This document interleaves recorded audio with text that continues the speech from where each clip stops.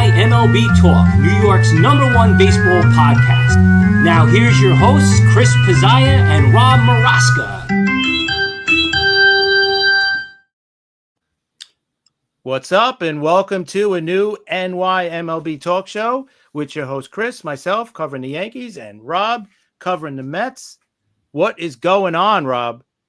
Hey, Chris, a wild weekend for the Mets and a better weekend for the Yankees.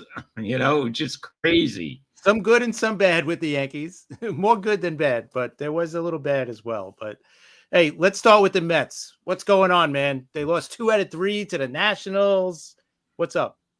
Yeah, the Nationals had 2 walk-offs on Friday night and yesterday, Sunday. Stanek just, he gave it up. That's the first time that he had back-to-back blown saves since he pitched for Miami. So it was not fun.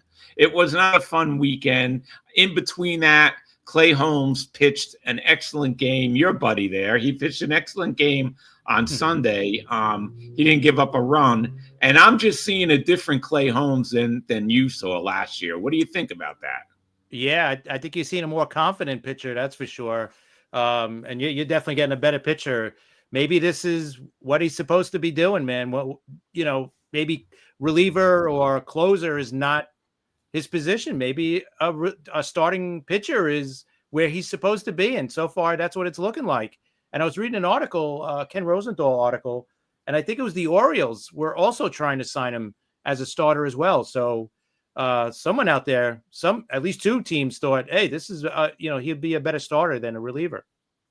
Yeah, and so far so good. I mean, I like what I see. We haven't had to go through what you went through with the Yankees, with him up and down and driving you crazy. So it's been so far so good for the Mets with Clay Holmes. Let's just see if he could keep it up for the whole season. Listen, some guys want to start.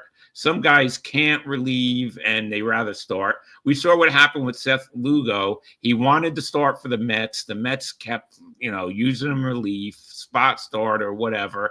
He went to Kansas City, and he had a great year last year. So, we've seen it before, and I think so far so good for Holmes. But as far as the Mets, I'm not going to make any excuses. They blew 2 games. But I do want to talk about the umpires a little. This series, the umpires really sucked. They had blown calls, bad calls. They had to go to the replay a couple of times, and their calls were overturned. But the biggest blunder was Friday night with that stupid triple play. That wasn't a triple play.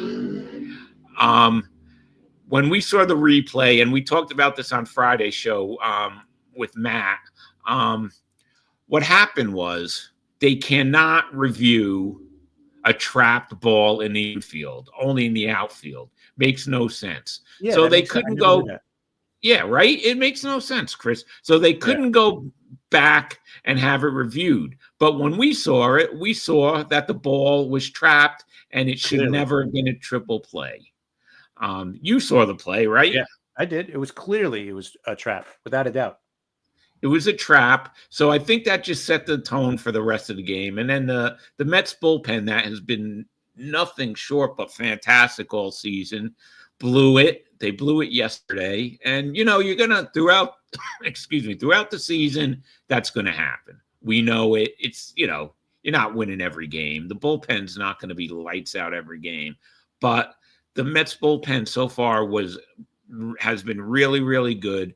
And to lose 2 to Washington, and this is what we talked about, you have to win those games against the lesser teams. And the Mets were doing it. They had a hiccup against Minnesota, where Minnesota took 2 out of 3. But then the Mets came back last week, and they had a perfect homestand. They swept the Cardinals. They swept the Phillies and got into the Phillies' head. So that was good. But now they go to Washington. So far, they blew 2 out of 3, and they have a game today, so they could tie up the series today.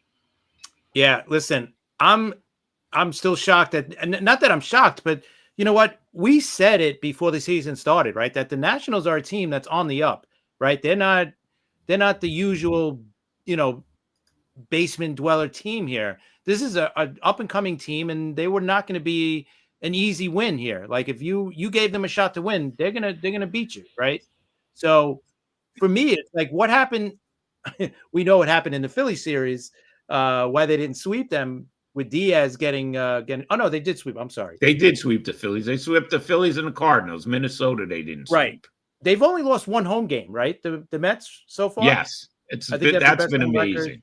Record, 12-1 or something. But what's going on with Diaz, right? I mean, he kind of messed up in that Philly game with the hip, and then they said it was one leg. One leg was longer than the other. I thought they were just trolling by saying that, but he's still out. So what's going on? Like, what's the scoop here on Diaz? First of all, you're right. What they said actually was that one of his legs was longer than the other, but they took care of it. They took care of it like in an hour. What did they do? They put him on one of those stretching machines where they turn one and stretch one leg to match the other. What? How did they do that? I don't know. They don't explain themselves. That magic. Was the one of his legs. I've never seen him. Did that happen? Is that from the WBC? Is that what happened with that injury? I don't know. But what they're saying now is he's had left hip issues. That's why he couldn't pitch back-to-back games. So whatever those issues are, I don't know. But he wasn't available for yesterday's game, and the Mets just didn't explain it any better. So we have to see what happens in today's game. They play the Nationals at 4 o'clock today. So we'll see what happens. But still, the Mets didn't have a great weekend. They'll bounce back. Listen, the Mets right now, the power rankings in the National League have changed. And the Mets are actually number 1, and the Dodgers are now number 2. They were number 1. So for the Mets to be number 1 in the power rankings, things are going well. Absolutely. Listen, you have a chance to split the series against the Nationals. You win today, and you split the series. All right, that's not horrible. Yeah, losing 3 out of 4, that's bad. But listen, if you could win this game, and you definitely can, I mean, you take 2 out of, you split against one of the better, up and coming teams in the league. Why not? It's not awful. Yeah, and I mean they're a young team. They look good. They're enthused. They went wild Friday and Sunday after winning those 2 walk-offs. My friend Rick Lewis, our friend Rick Lewis, who was on the show, he was busting my chops yesterday about the game. So he was actually at yesterday's game, and the beginning. Listen, the Mets were ahead 7-1, and then they blew that game. So he kind of figured he was at one of those games like, what did I just spend $200 on?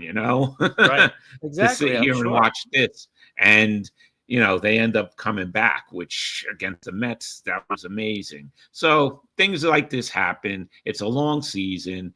Come October, no one's even going to remember this when the Mets are in the postseason.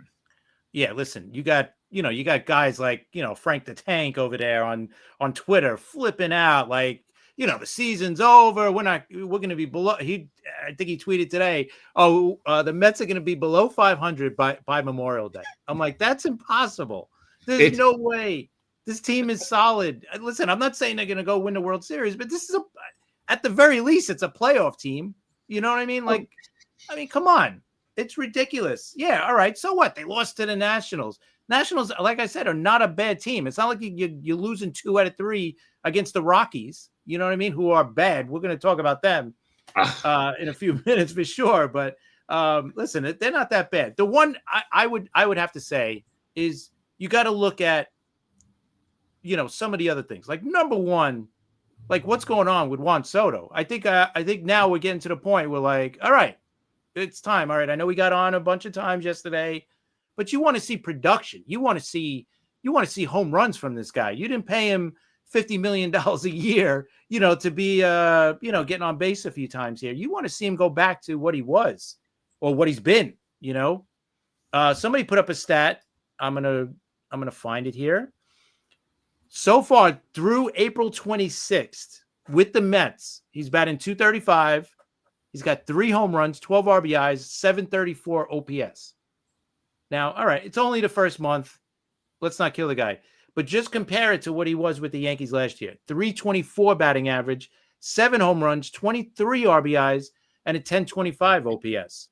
So imagine if he was doing that. And that's like a normal, all right, maybe a little bit better than normal for him. But I mean, that's like an average month for this guy. That's how good this guy is. So, and for me, listen, the defense, you've seen it, or you're starting to see it now more and more where, he's not a great right fielder. And we know that, you didn't sign him to be a Gold Glove right fielder. You signed this guy to be a Hall of Fame hitter. And right now that bat is just not producing. That's the thing I would be starting to get concerned about. I'd start to be like, all right, you know what? You've got a month here to settle in. You went from New York to another New York team. So it's not like you came from, Milwaukee and came to New York, or San Diego to New York. You went from, one extreme to the other. So what's going on? What's your feelings about Juan Soto? No big deal. Or are you starting to feel a little like, all right, let's go. Let's start hitting some home runs. It is getting a little concerning. It really is. I mean, he gets on base, but you're not paying him this much money to walk. You're paying him for production, and there can't be any excuse because Judge doesn't bat behind him, because Alonso is now batting behind him, and Alonso's having a monster year so far. So it's not that. In front of him. Right. And the guy in front of him is having a good year, Lindor, and he's usually starts off slow. So it's, he's in the middle of Lindor and Alonso. So you can't say anything about that. I still think it might be the pressure of this contract, but at a point you just can't think about that anymore. You just got to go up there and figure it out, which the other day he said they figured it out, but obviously they didn't figure it out. And they have to do something to figure it out. I just want to real quick say hello to Joe Dell out there. Joe, we know you're out there, but this is the regular podcast, so we're not really, reading too much stuff like we will on our Friday show. But I just want to acknowledge that you're out there as usual, and we appreciate it. And the guy who makes our intro music, so we always got to make sure that everybody knows that. Joe Dell set up that intro music for us. So thank you as always, Joe, and for all the support as well. We really appreciate it. Listen, Soto's going to be fine. I know he's. I'm just breaking chops here, but I think after a while, you got to start saying to yourself, "All right, come on, let's start seeing. I want to see some bombs out to right field. I want to start seeing doubles in the gap. I want to start, give me close to a 300 batting average. Yeah, all right, you're going to get on base a bunch of times because they are going to walk him. Because at the end of the day, I still want to pitch to Alonso, especially if I'm a right-handed pitcher. I still would rather pitch to Alonso, take my chances with him, than take my chances with Soto. But because eventually Soto's going to get hot. It's going to happen. The guy's going to go on a heater. He's just going to go ballistic. He's going to be player of the month probably for May. Now that we're talking about it, but he's that type of batter, that type of production. And once he gets going, it doesn't stop with him. That's the other thing with Juan Soto. Juan Soto is just amazing offensively. Are you concerned at all? Let's say forget about him because it's going to happen. But are you concerned about anybody else in the lineup where you're like, all right, it's been a month. What's going on? Well, Nimmo a little. What's going on with Nimmo? Listen, Alvarez came back on Saturday. He hit a 2-run homer. That's all the Mets needed for Clay Holmes, and they won. So I'm happy about that. And their catching has been, been pretty good anyway. So they didn't miss them that much because everybody's just throwing runners out. Met catchers were throwing runners out like crazy, which we didn't even see coming. So maybe Nimmo a little. The main concern, besides Soto, and I know Soto's going to be all right, I'm just going to go to the bullpen. And once again, I'll talk about Diaz.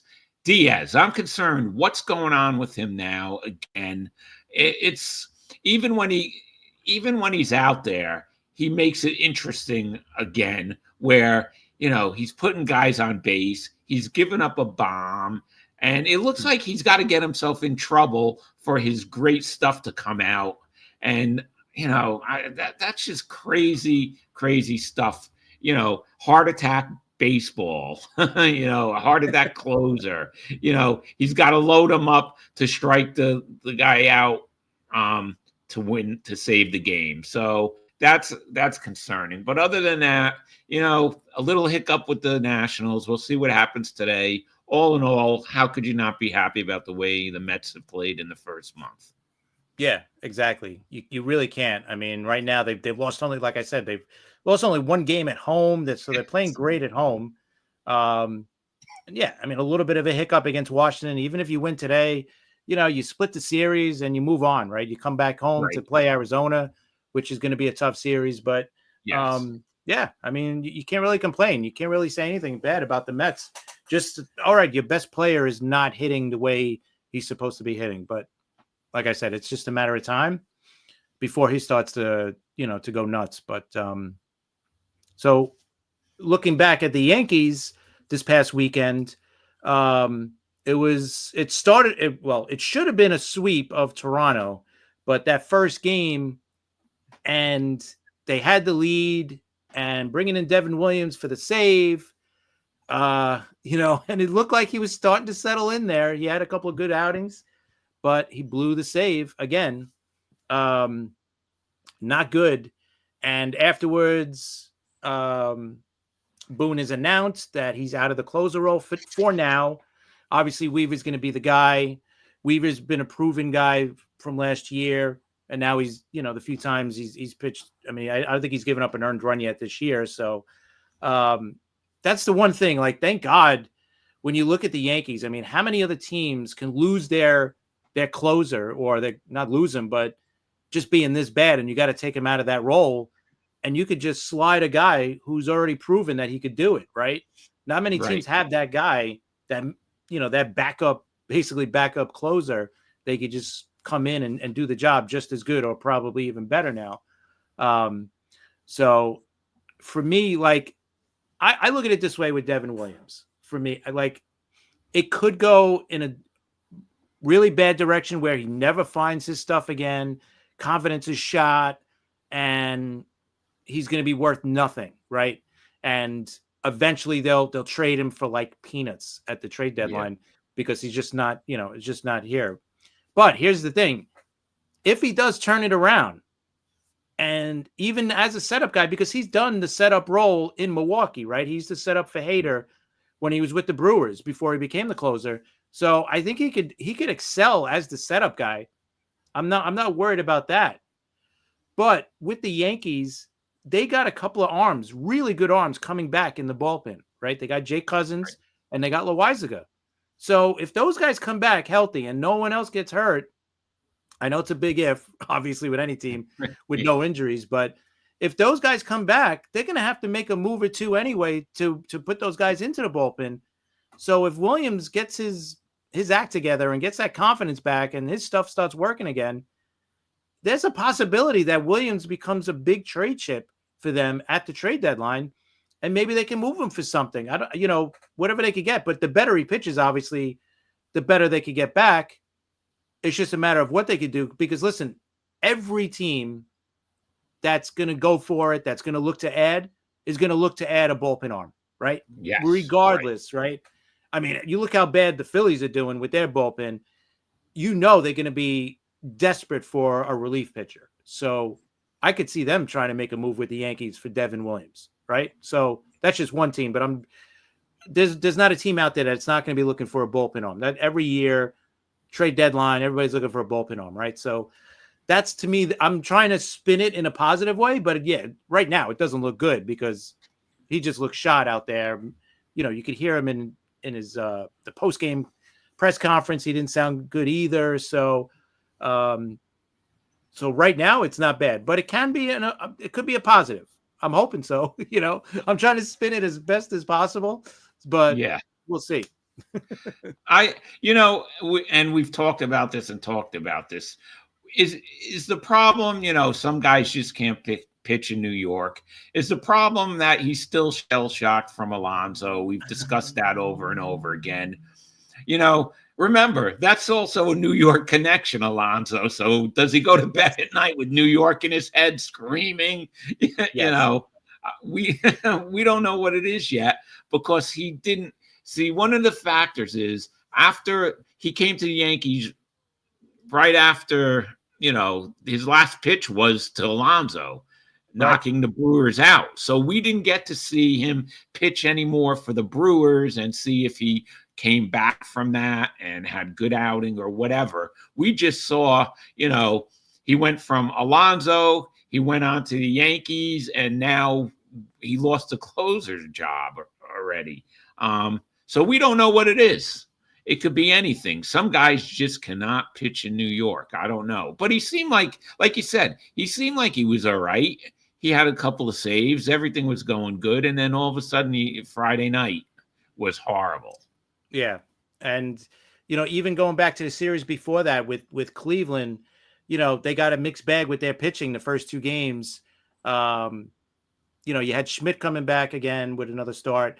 He didn't look too good early on, but then he kind of, straightened out. But, he had already given up like 6 runs. And, they did come back to make it 6-4. But they lost that game. The first game they lost, 3-2? That was a close game. That was another game where the starter I think it was Warren that pitched that game, and then the bullpen blew that game. So, but for the most part, the bullpen's been really good for the Yankees, other than Devin Williams. As a whole, the unit's been really good. And lately the rotation's been really good as well.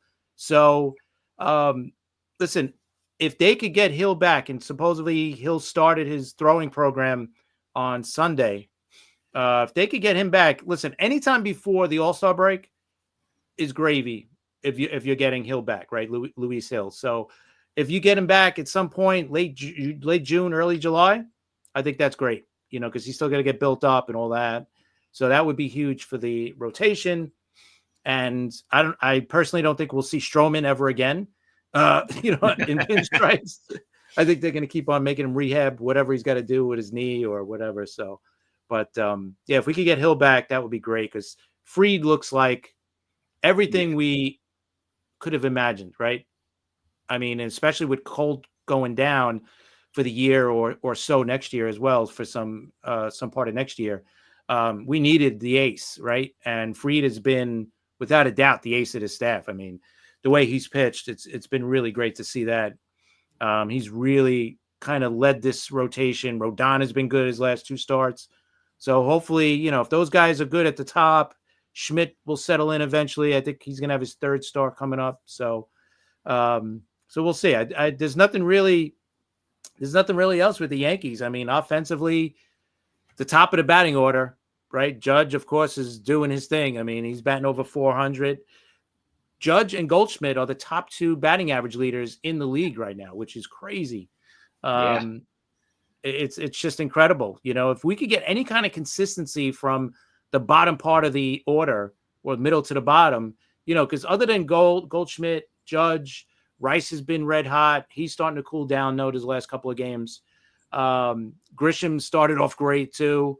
I don't know how long that's going to last, but that bottom of the batting order, like Volpe looked good the last couple of games, where he was starting to slump a lot, and everybody was, starting to say, "Oh, we got to trade him, we got to send him down." Yeah. You know how fans are. But listen, if we could just get any kind of consistency from that bottom, even Cabrera at third, that's going to be, I think, our big hole for the year is third base. Getting a right-handed bat for third base, a steady third baseman, not forcing a guy who's usually a utility guy to play third base. So, but Chris, you have help on its way for third base, right? The initials DJ bring up anything for you, right? Listen, he's rehabbing in the minors. In Somerset, he was 6 for 10. That's amazing, right? Listen, he might be our saving grace here, to take over at third base. Somebody who, trust me, I don't think anybody was expecting. So, and listen, I'm still not. I still don't think he will be. It would be a great story if he is, after the last couple of years of being hurt and, just being really awful. And I don't think anybody expected anything from him But listen, if he could give you something this year, that'll be a huge plus. But I still think they're going to need a third baseman. I'm still not expecting DJ to come back and be, old DJ from a few years ago at third base. I'm just not expecting that. So I think the third base position, and depending on what Hill could give you when he comes back and the bullpen and all that, that'll be the other spot. And there's still Stanton eventually going to return. I don't know when, but again, anything before the All-Star break, I think is a plus on him and Hill, right? If we could get those guys back before that, just to see and just get them back into the team, I think that's great, because then you could go into the trade deadline saying, okay, all right, we got these guys. What else do we need? Do we need a third baseman? All right, another right-handed bat, another guy for the bullpen, another rotation guy maybe. So yeah, I mean, things are looking good. Yeah, they did lose 2 out of 3 against Cleveland. You got to take your hats off. Cleveland's always a problem. We know that. But taking 2 out of 3 against Toronto should have been a sweep in that series.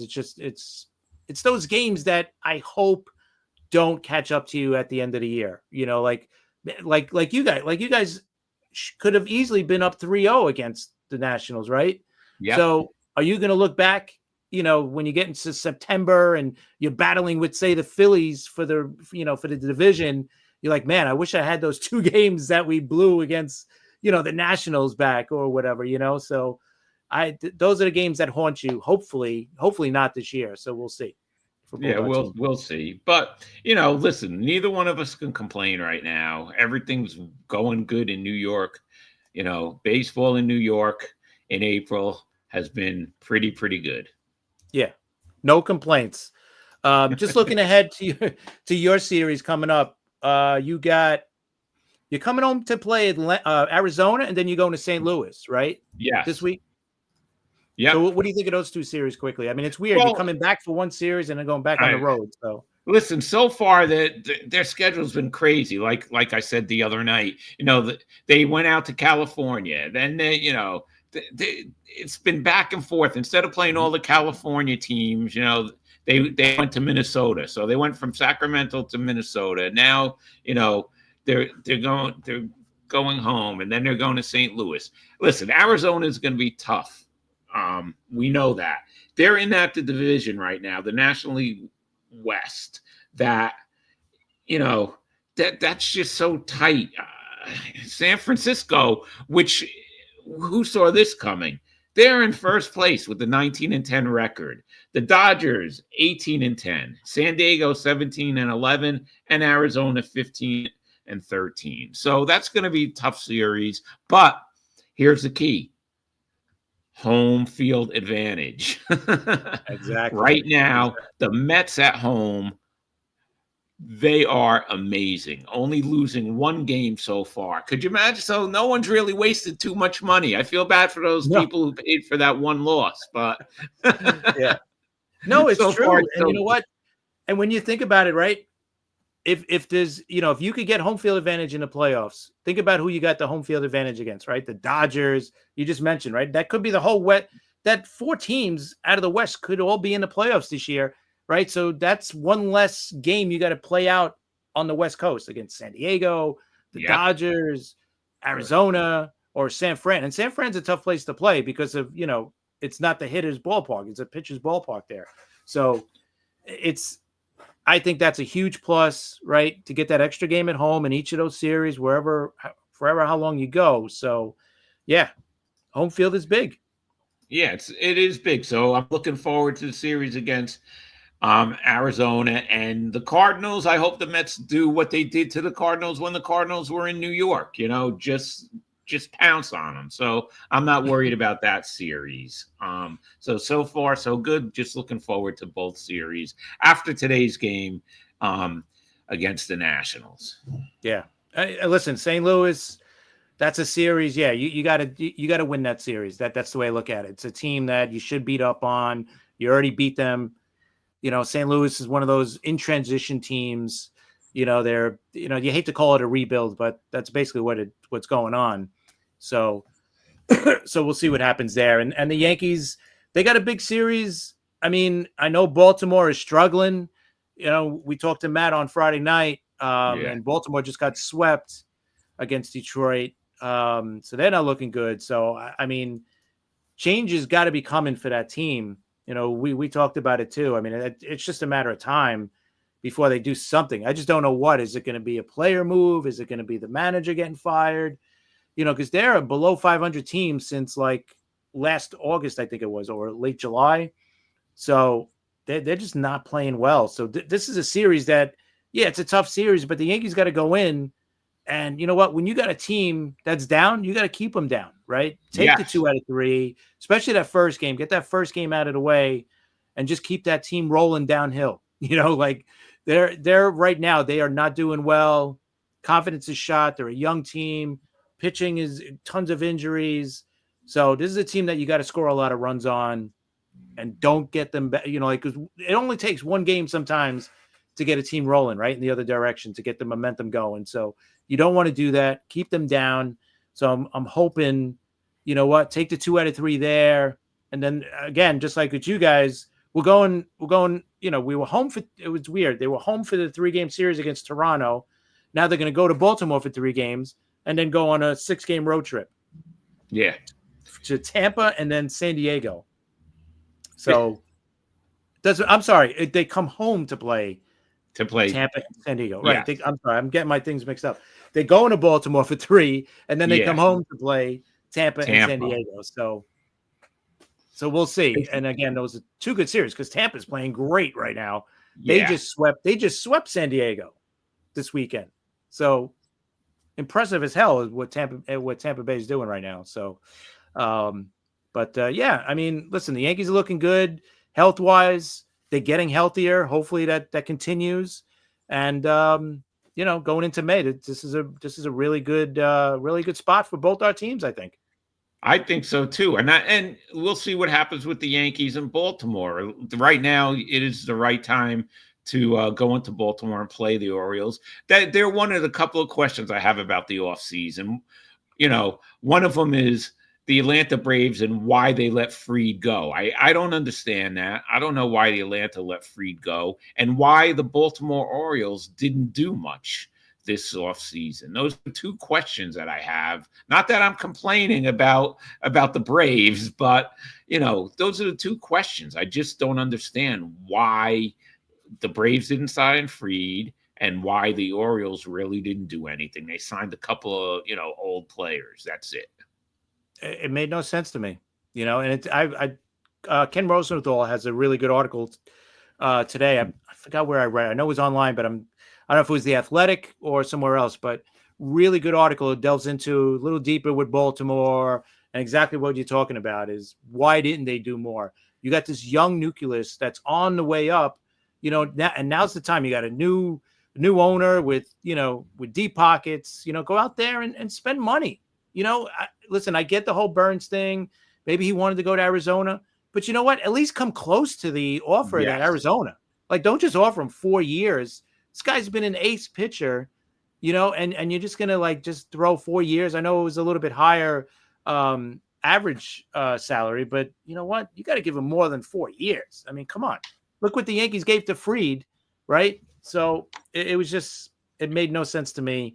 So I would think the manager and the GM are on the hot seat. I know Elias did a great job building this team to what they are now, but what has he done, to do that extra, okay, now that we're here, we got to get to here now, right? Now we got to, right. It's like you got to the finish line, but now you got to cross the finish line. You got to get to that, it's great. You make the playoffs, but you got knocked out the first round, both, the last 2 years, you need pitching. And they did nothing, right? You had Charlie Morton and Sugano from Japan or whatever. So both guys, like you said, are just, Charlie Morton's like 41. The other guy's like 36. So it makes no sense. I don't know. I mean, it's good for as a Yankee fan. Yeah. Don't worry about it. Don't spend money. Don't care. But it still doesn't make any sense, Chris. No, right? No. It's crazy. Did you see how the Giants won yesterday against Texas? Oh my God. Yeah. That was, they said it was like watching a Little League game. Yeah. A little league home run. That was crazy way. That was a crazy way to win a ball game. I mean, it was like it was like little league players just picking up the ball and throwing it to no one. It was crazy. And the Giants, that's just the Giants have come. I feel they've really come out of nowhere. Did you expect the Giants to be winning this much this early? No, definitely not, especially not first. But I figured, listen, I thought their best case scenario would be, play well enough to stay in the wild card hunt all year. You know what? And if things broke right, yeah, you might get in as a wild card, and then who knows? Because they do have pretty good pitching. Their lineup, all right, now it's starting to hit. And Adames really hasn't done much for them the first month of the year. So, and that was their big free agent signing this year. But Jung-Ho Lee's been great for them in the outfield. Great. I mean, I know when they played here, he had a couple of home runs against us. So he's been really probably their best player. But what's with Wilmer Flores too? Right. He's another one. He's definitely found a home in San Fran for sure. I'll tell you, that one time when he cried when the Mets traded him, but then it got pulled back. Now he looks like he fits right in there in San Francisco. So yeah, he's been pretty amazing. And it's funny, we were talking about the Phillies, this older team, and maybe they don't have enough, but you know what? They have to squeeze out just enough this year. Do they have enough, right? To get them past that finish line, to get them into the playoffs and all that, right? They took 2 out of 3 against the Cubs. So maybe they're starting to show life. But like I said, I think we were talking Friday night, what can they do to add to this team, right? I don't know if they have much in the farm system. They're an older team, so they're not trading away these guys, right? So what's going to be their strategy coming up with the All-Star, coming up to the trade deadline? What is going to be their big move? I don't listen. Like you said, I don't think their farm club is. They have too many parts that they could trade away to make a good deal. And these guys, they're older. They're going to be tired. We saw what happened in the postseason against the Mets. They just look like a tired team. So. I don't know. I don't know what's going to happen, but after being swept by the Mets, they did all right in their next series, like you just said. So they'll be up there. They'll be pesky, but I don't know what they're going to do for the trade deadline when these older guys are going to get tired. And do they have anyone that they could?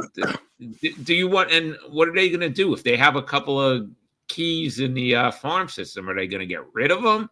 I don't know. It's tough. It must be tough to be a Phillies fan right now, but you know what? I'm loving it.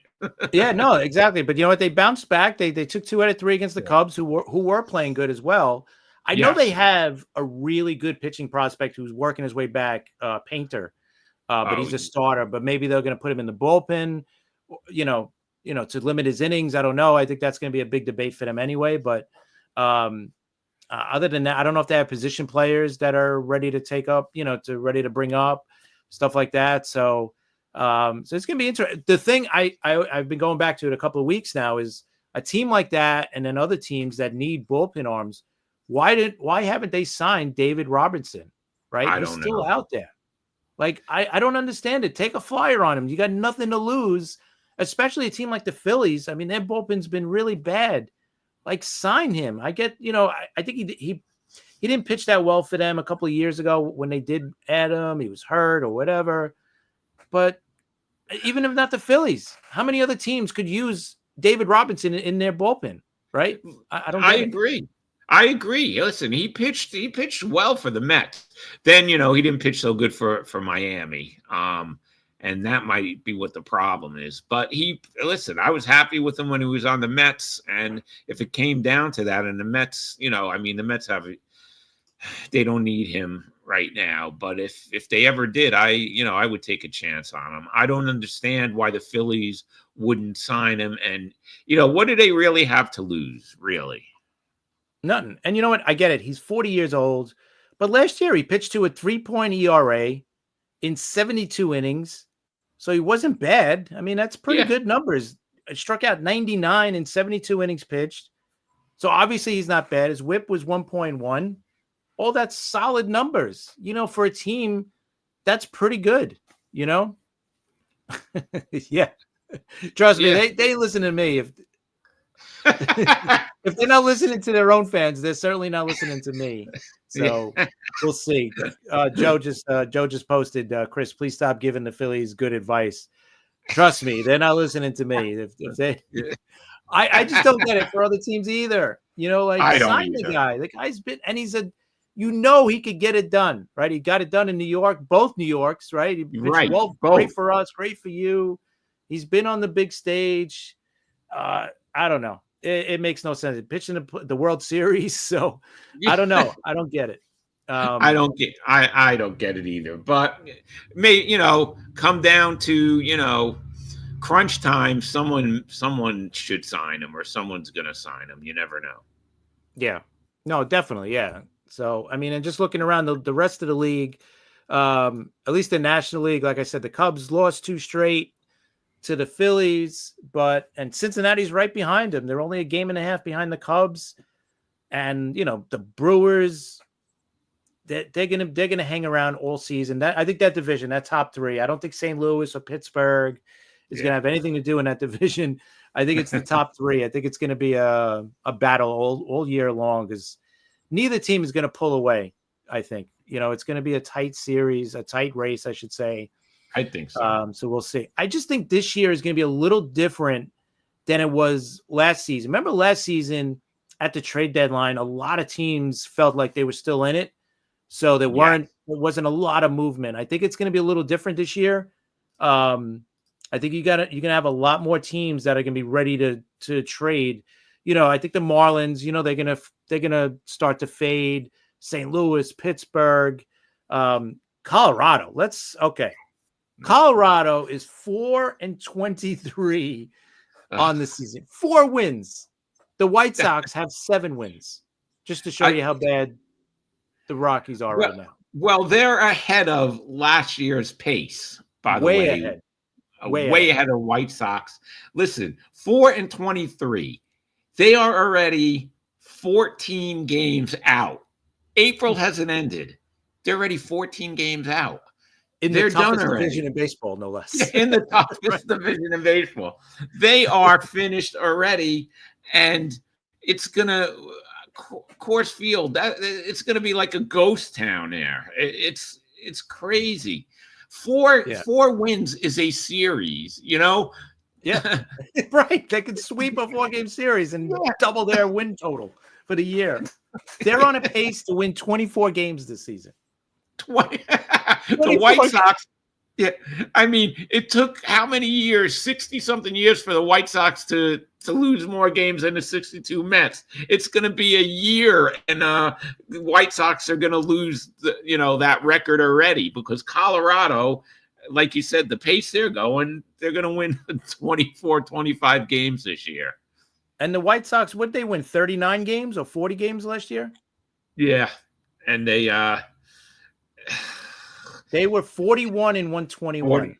Yeah, they were 40 because the 62 Mets, they lost one more game than the 62 Mets. So that's where it was. That would be amazing. Like if they could, it would be embarrassing if they don't win 41 games. I mean, last year was bad that was embarrassing. No team should be this bad with free agency and everything. I mean, come on, you can't be this bad. And it's Colorado. It happened really, really fast too. Yeah. It happened so fast because a couple of years ago, they were at least in the playoff runs, and I don't know. How could a major league team be that bad? That shouldn't happen. Yeah, and you know what? And looking at like their offseason, like they had no direction. There's no direction with the Rockies, right? It's like they hardly added anything in the offseason. The few that they did add were like, spare part type of bench players and stuff like that. They weren't in on any of the major free agents. So Not that a free agent would go there anyway, but Yeah. I mean, I don't know their direction. I don't know what they're trying to do. And they're also too, like, going into the trade deadline, they're not a team that likes to trade a lot. So I don't know what they're going to do. I mean, they should start. I mean, okay, you build around, the center fielder, Doyle, and the shortstop, the first baseman, right? Yeah, you build around those guys. But a guy like Ryan McMahon, I know that's their like franchise player. Maybe that's a guy you decide to move because he doesn't have a horrible contract. He signed a pretty, low contract for him. And he would probably bring back a couple of decent players, a couple of young players, and start rebuilding. But it's always been about pitching with them anyway, right? I mean, Yeah, of course. But I don't know. I don't see a direction on that team whatsoever. That would be a team. I'll tell you right now, that would be a good team if the Orioles decide to clean house after this year and fire Elias. That would be a great spot for him to go to because he knows how to rebuild the team, obviously. Yeah. That's what he did with Baltimore. Maybe that's a good spot for him to go to. But right now, I mean, it's the worst we've ever seen, to be honest. I'm not even going to sugarcoat it. But yeah. And then just quickly in the American League, Detroit's continuing to continue to play good here. Like I said, they swept Baltimore. They're ahead in that division now over Cleveland and Kansas City. Minnesota has been struggling, but they won their 3 games in a row recently. So, but maybe Detroit's for real. I figured it would be a tight, race anyway with those top 3 teams, but maybe they are for real, this team.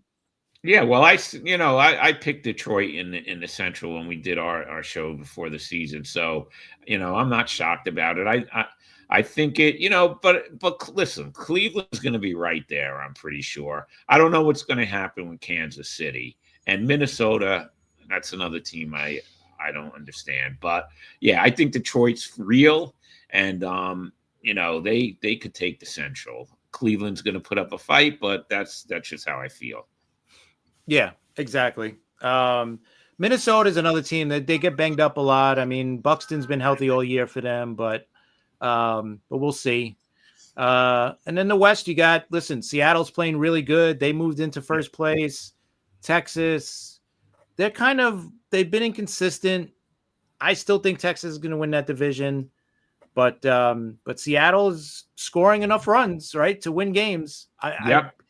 I think that's going to be their downfall by the end of the year is their lineup, unless they make a big move at the deadline. But we'll see. The rest of that division is, the A's and the Angels. They're going to probably battle it out for the bottom. Astros, they're going to hang in, but I don't know. But we'll see. Yeah, we'll see.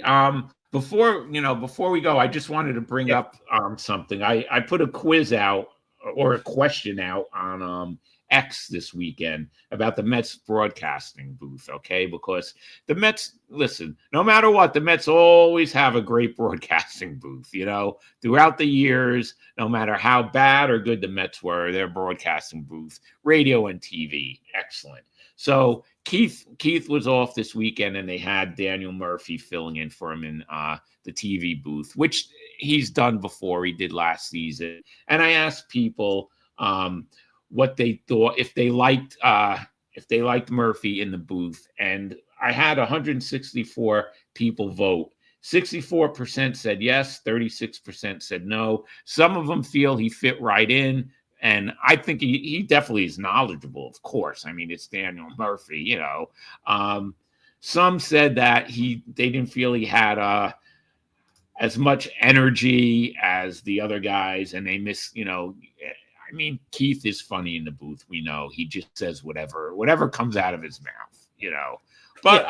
I think Murphy's pretty good, and he'll get better and better. Some other people actually wanted to see Jerry Blevin in the TV booth because he fills in for Todd Zeal sometimes in the post and pre game shows, and he's pretty good. He has a lot of energy in it. You've heard Murph. What do you think about him in the Mets booth? I like him. You know what? Former players, I love talk. I love when they talk because they could give you that in-game experience that nobody else can, right? So I think he's really good. Yeah, he is monotone, but to me, he's almost like John Flaherty with the Yankees, right? They're Right. both very monotone. They're not going to get too excited, or they're just steady, whatever whenever they're calling the game. So, the one thing I liked with Flaherty's better as the analyst than the play-by-play guy, obviously. Yeah. So he's good when he works with Michael Kay in that sense. He's okay there.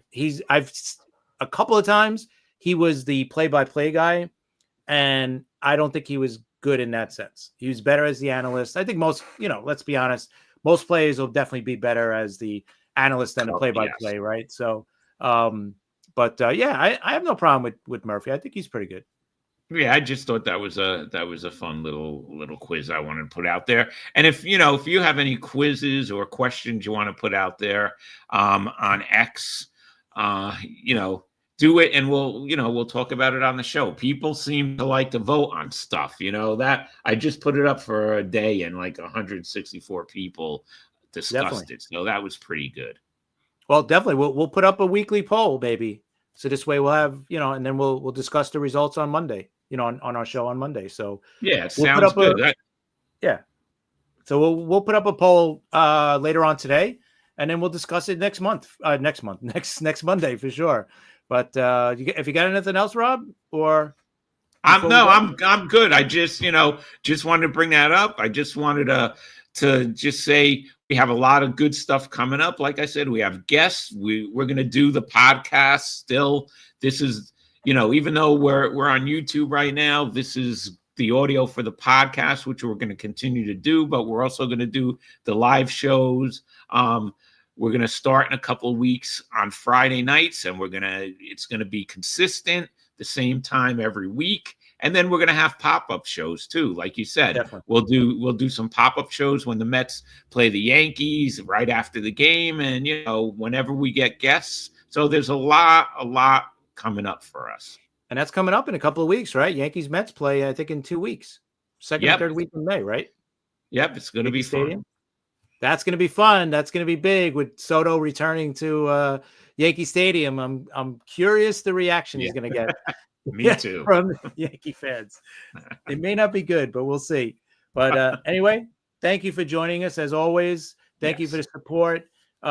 Listen, hit that subscribe button on YouTube so you could stay up to date on when we're going to come on, and you'll get updates on that. Follow us on Twitter. You know where that is, at NYMLB Talk, at R Maraska for Rob, for myself, at CP7NY. And definitely, hey, listen, if you guys ever want to join us, hit us up and say, hey, I want to join you guys. Come on down. We'd love to chat. Even if you're not a Yankee or a Met fan, we'll take you, right? Friday night, we had Matt, our good friend Matt Patterson, join us. He's an Oriole fan. So any other fan, it's a safe place here to chat. Trust me. No one's going to attack you. So anyway, thank you for joining us, and we will talk to you guys very soon. See you then. Yes.